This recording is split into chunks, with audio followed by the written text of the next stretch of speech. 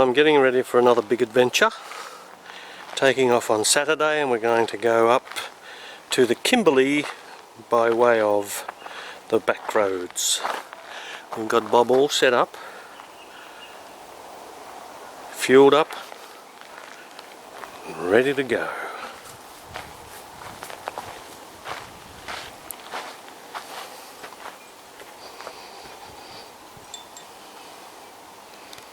I'm trying to travel light, but as we can see, we need lots of stuff, and I haven't even put my guitar in yet, but it'll go. Okay, left home about an hour ago. We're well, 60-70 k's out of Albany, heading towards Lake Grace, and it's a beautiful morning but very cold, and there are foggy patches over the Parongarups. Everything going well so far? Well, we're on the Tin Horse Highway outside of Lake Grace, and we're on our way to Coolin.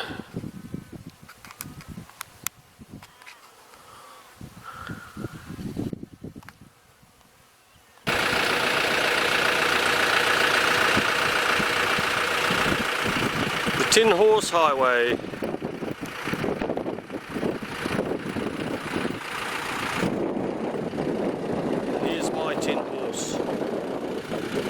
Famous Bob. I'm about 20 k's outside of Narrabeen, and I came over the rise and I see 3 or 4 of these things. I thought, what's this dust storm? They were a lot heavier before, but it's a little willy just ambling around that field. Look at that. Amazing. Okay, first day out.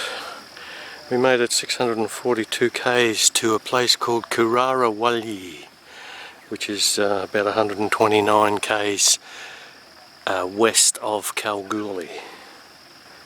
Not a bad innings for the first day, I don't think. So we've set up camp, no fancy stuff tonight. I'll be heading off in the morning to do another 439 k's to get north of Kalgoorlie.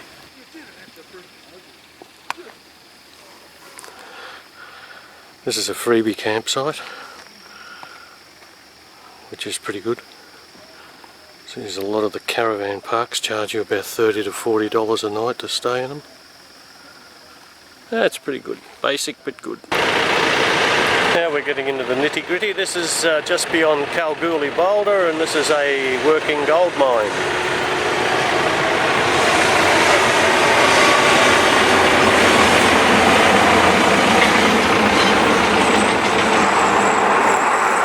Well, like all the best of plans that you try to get all the eventualities ironed out, you can't. So I've had a little bit of a problem with some of these things bouncing around, even on some of these paved roads, and before I hit the dirt tracks I've had a little bit of a rearrange.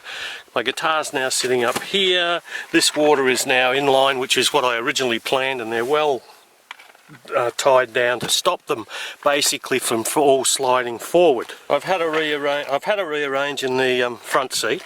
I've put the little mini refrigerator back where it was originally sighted so that it doesn't slide forward. You'll note the little aluminium bar there. Put my video camera bag there next to it, and all my other things that I would like to catch or get hold of while I'm driving are all there, and I've tidied up the maps, and the only thing that needs tidying is this dashboard, but hell, I think I've done well. Second night on the road. I'm 79 kilometres north of Leonora in WA, on my way to Leinster and Wiluna tomorrow. This is a campsite halfway between the two towns, and I'm the only one here so far. The road is way over there in the distance. So hopefully I'll have nobody here as neighbours tonight. Brilliant. Some people would find it hard to understand why I crave this Outback. But it's nights like this, there is, although a million flies buzzing around me, I'm in the middle of nowhere and there's no one else to be seen. And it's absolutely peaceful, quiet, and there's nobody else's bullshit to listen to, and the sun is going down. This is heaven.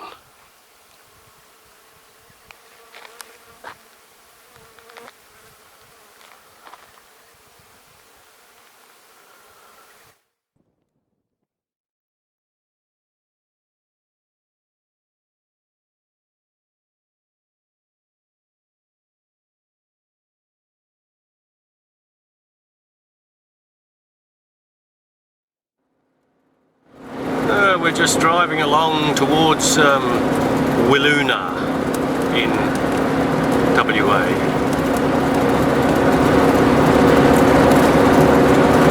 Beautiful. Many years ago when Kay and I were driving up the north, we came across heaps and heaps of wedge-tailed eagles, and this is, I've always thought on the trips that I've done, how absent they are now, and this is the very first one I've seen in years. Here he goes, look at him, what a magnificent bird. Okay, this is the information bay at Wiluna.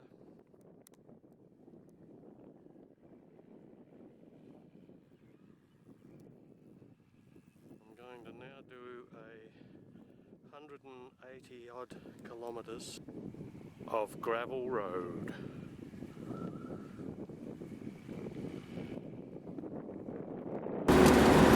Okay, we've got 188 kilometres of this.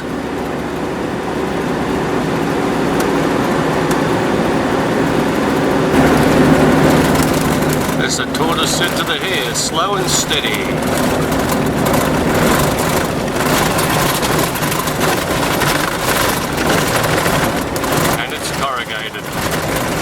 Not bad, but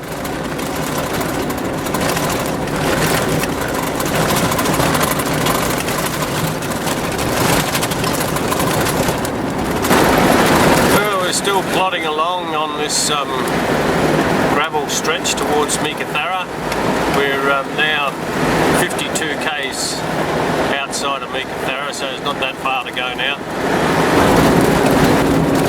We're now on the Meekatharra Land Road, and we're on our way to Mount Augustus. This is just some of the countryside that I'm travelling through right now. It's just after 8 o'clock in the morning, and the road is really very good considering what I was expecting. This is a floodway on the Meekatharra Land Road going to Mount Augustus. We see the flood markers here. Thank goodness they're not up to the mark, so to speak, while I'm travelling the road. And there's Bob, he's up there. So peaceful out here, it's beautiful. Okay, we've just crossed over the Murchison River. Obviously down now. This is the floodway.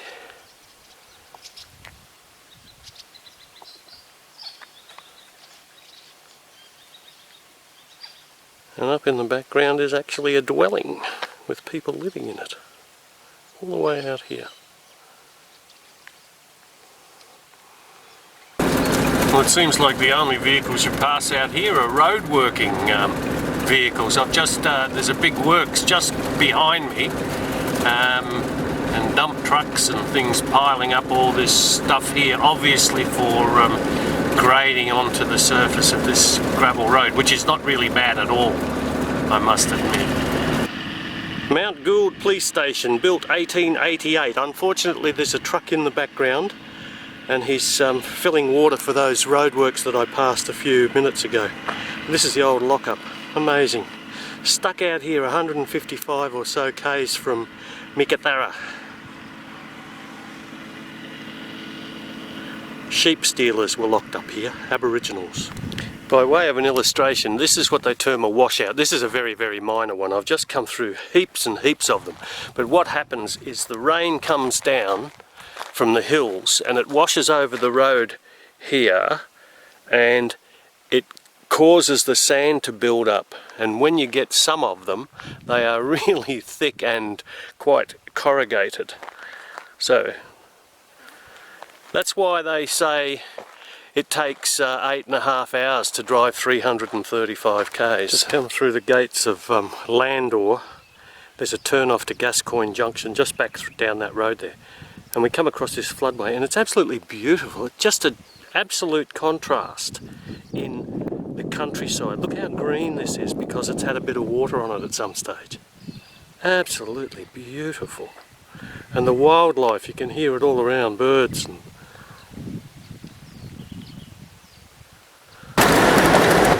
well, we're still on it. I've got about 70 k's to go now, and it's been an up and down road. Sometimes you can speed up, and other times you're down to about 5 miles an hour. Anyway, we're getting there. Somewhere over in the distance is Mount Augustus, I believe. Just passed through the Barringar community, and we're still on the road to Mount Augustus. This is the road here, and over there in the background, I believe, is Mount Augustus. It's still about 30 k's away, evidently, and that is alleged to be the biggest damn rock in the whole wide world. Okay, we've arrived into Mount Augustus Tourist Park, which is the only game in town, and here we are. Very basic, and I've set up my camp. I'll have a little 1-2. I realised after I'd already unhitched the tent that the sun was going down in the wrong spot, but hey, I don't care, because I've got 2 shady spots, one here, and this is what it's all about. Mount Augustus, the biggest single rock in the world, so I'm told. So how about that? We've got 2 of the biggest, and I'm going to go and have a look at the other one, I think, too. I'll do a quick pan. It's 6:40 in the morning, 10th of May. Sun is rising through the trees in the east, and it rises on to Mount Augustus, which is going to turn up in a minute.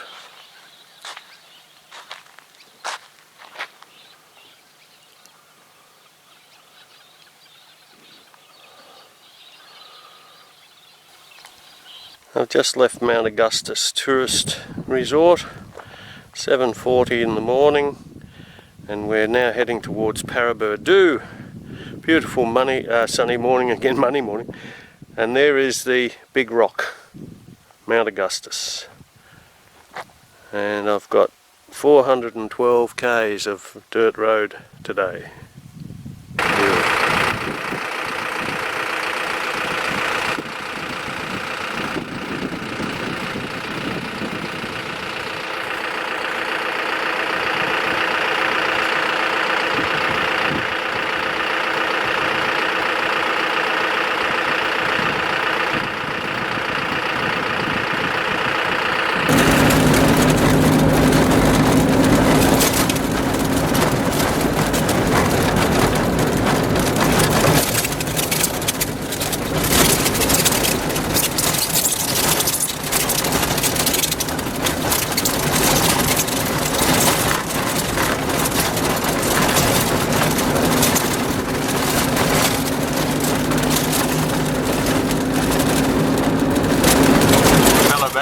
Augustus told me that this road should be pretty good because it has had a bit of traffic. There's evidence that it's been a bit boggy through the last few months. So we're doing about 60-70 k's. That's about the comfortable speed for these sort of roads, I believe. There's a lot of bird life out here. These are all corellas.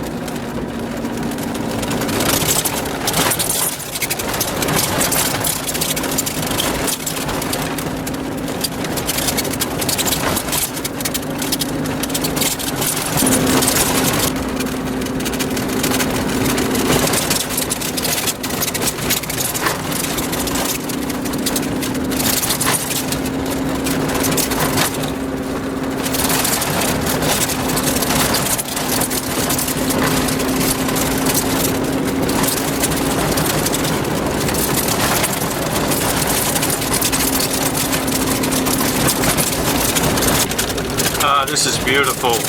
This is why I came out here.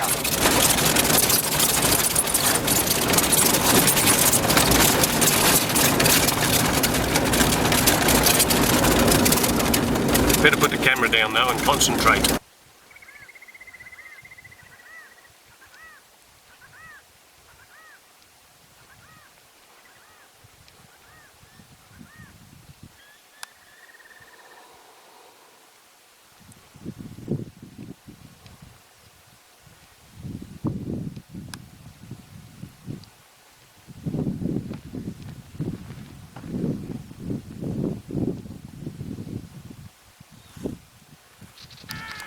Because out here these are working cattle stations, and I've just come past a dwelling and I can hear an engine, a motor going in the distance, obviously powering a pump or something, probably electricity.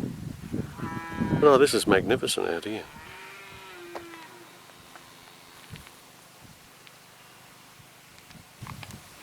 Just met some people along the road called Ken and Sandra, and that's them in the distance. They're heading towards Karijini as well, so we'll no doubt meet them, see this around there. Wow, that's a dust storm. Meanwhile, must be time for a coffee. This is the sort of country, just some rough patches on the road where you really have to slow down, big dips and what have you. We'll just pan around here anyway, there we go. We're heading down here. This is a nice smooth part of it, and then we'll head back over there where Ken and Sandra are way in the distance now.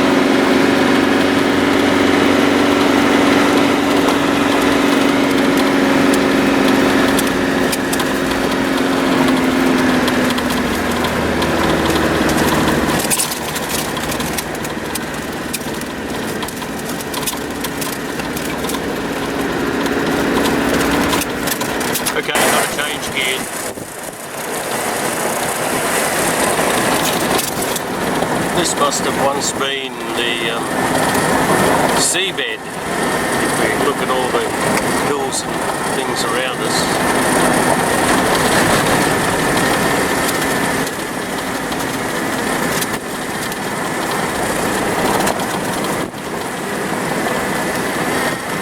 Okay, I've just come down this road and we've met a T-intersection, which is the Ashburton Downs Meekatharra Road. And here we are here. Let's just zoom in.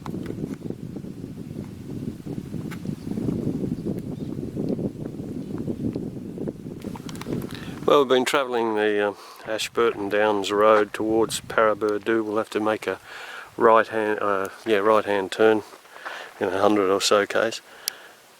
And this is these unusual mesa type formations way out here, which would sort of suggest that I'm standing on the bed of an ancient sea, and they would have been little islands. And there endeth the geology lesson. Beautiful out here. And Bob, you're doing fantastic, pal. Oh, this is a bone shaker, this is. I've still got 188 k's to go, and the speed has dropped right down because we keep coming into these little washout things, which you really have to slow right down to almost walking. In fact, it is walking pace to get through them. It's obviously been very muddy from time to time. We'll dodge that little thing there. But you can see these things that come up, and if you hit them at speed, bang, you can either ruin your suspension or wreck your tyres, or both. But it's good fun. It just takes forever. I just met the grader a couple of kilometres back, and what a difference it makes. He's actually run a couple of passes over here, and it's nice and smooth. Dusty as buggery, but still smooth. Beautiful. We can actually get the speed up to about 80. Well, I just came down that little piece of road and I crossed over this, the Ashburton River. This is absolutely beautiful. You can hear the water.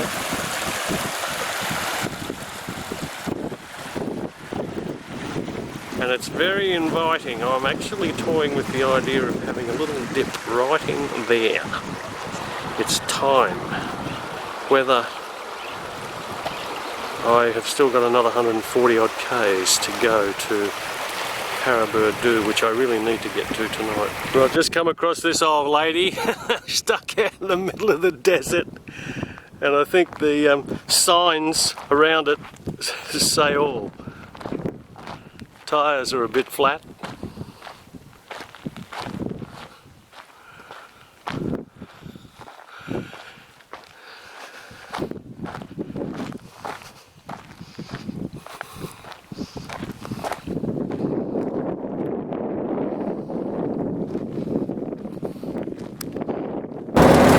Right, we came off the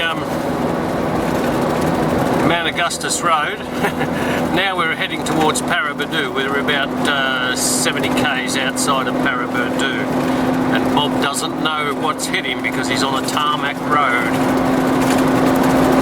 This is the campsite in, or the caravan park in Tom Price before I head to Karijini. I might stay here a couple of days actually. They have a laundry.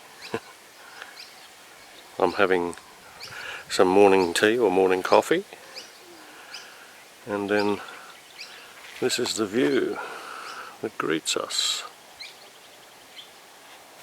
This is my little power inverter, which is running off the solar panel on the roof, and I brought it mainly to operate my little laptop computer, but it has added bonuses. Of course, I can charge my telephone, and the other bonus is I can actually charge this video camera battery. This is the charging unit here, and it's attached to the camera which I'm using. But over there on the dashboard we have also other plug points, multiple plug points, where generally during the day I have the phone plugged into one of those double adapters over there on the dash, and the other plug point can be used to power a small Waco fridge, which if I come around a bit I'll actually stop this scene and we'll see another scene. Well, hopefully I'm recording this because I just, somehow or other, something seemed to happen with the camera and the monitor has gone very dark, so I can barely make it out. But this is the Waco fridge I was going to show you. It's not operating right at the moment, but it can be plugged in either to the solar on the roof or the car alternator. This is a little lookout on the outskirts of Tom Price on the way to Karijini. It's a car park, but I also noticed that obviously a lot of people's ashes have been distributed up here, because there's a lot of these stones have memorial markers on them.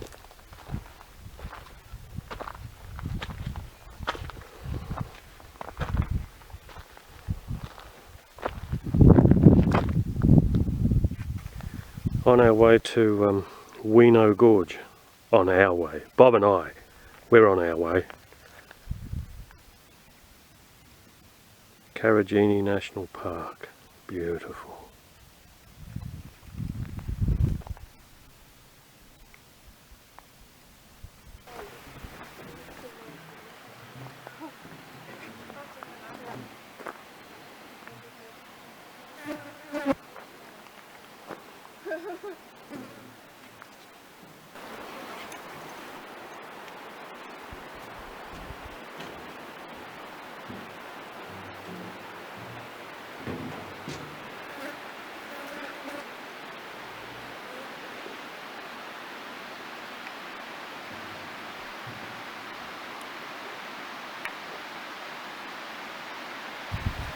Okay, we've arrived at the Karijini Eco Retreat, which used to be the old Savannah campground, I believe. And this is my campsite, which has been allocated to me. I have a caravan as a neighbour, and the facilities are way over there somewhere. Ah, the peacefulness of the bush, and it's shattered by bloody generators. Karijini, what used to be called the some campground. There's my old rig there, and next door there's that bloody little generator. I hate generators. This is Knox Gorge, and this area is a series of very steep gorges with waters going through them.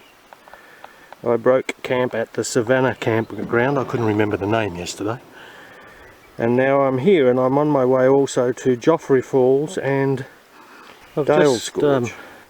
Clambered up and down this Joffrey Gorge, and I find that I'm only 530 metres from the eco resort where I've just come from.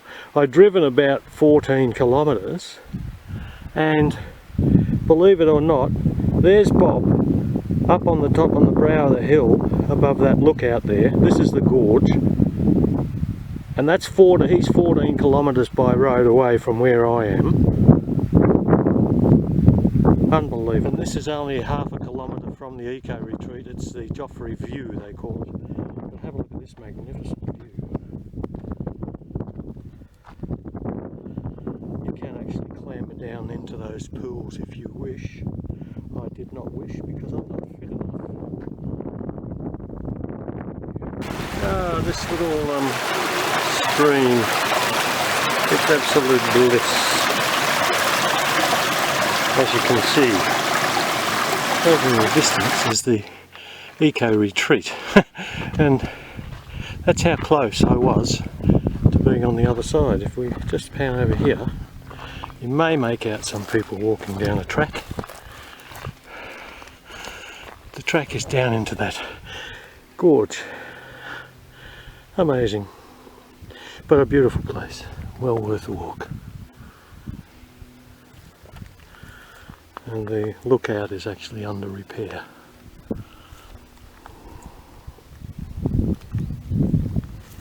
So it's onwards, Bob. Next gorge. I'm going to make an attempt to get down here into Kalamina Gorge. That water looks awfully green.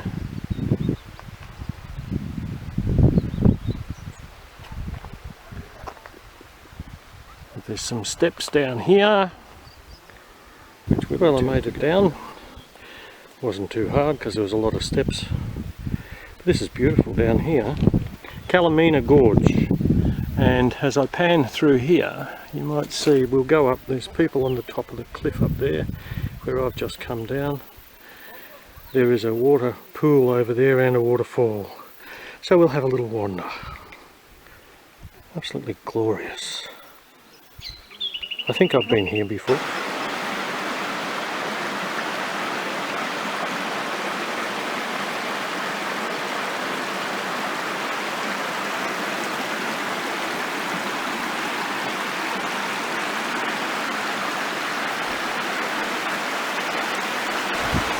Ah, this is absolutely unbelievably beautiful.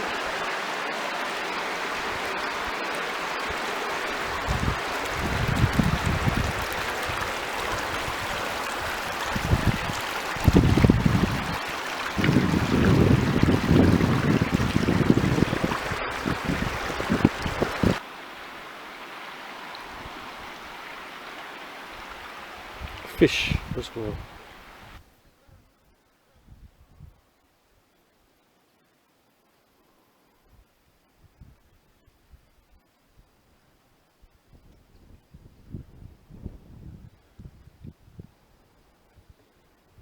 I'm asking myself the question, do I take this track down to the bottom of this gorge to try and get over there and around the corner to a pool where I can have a swim. That is the question.